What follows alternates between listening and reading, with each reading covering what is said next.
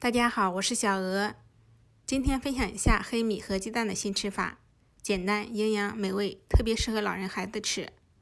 100克黑米提前浸泡1夜，加1颗鸡蛋，再稍微加点泡黑米的水，打成细腻的米糊。这是250克米浆，加入大概4克酵母，搅拌至充分溶解。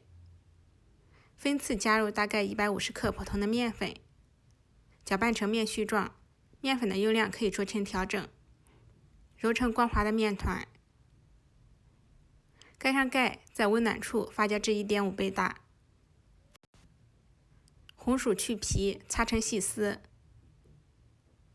切成末备用。红枣洗净，去掉枣核，剪成末备用。放在一起搅拌均匀，不需要再加糖了。黑米面团体积变大，用手戳端口不会回缩，就发酵好了，充分容错排气。擀成长条，切10个剂子，每个剂子大概40克。立起来用手压扁，擀成稍微厚一点点的面片，包入红薯红枣馅，用虎口进行收口。我们也可以用包包子的方式进行收口。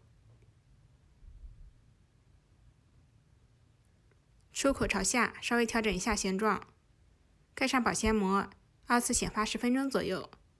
体积变大，手感变轻就醒好了。篦子上刷油或者铺上湿笼布，放入醒好的黑米馒头。冷水上锅，大火蒸20分钟，关火，每5分钟再出锅，这样馒头不塌陷，不回缩。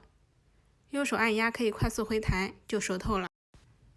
黑米香，红薯香，再加上红枣的香味，好吃又营养，做法还特别简单。喜欢的朋友赶紧试试吧。我是小鹅，下期节目再见，谢谢收看。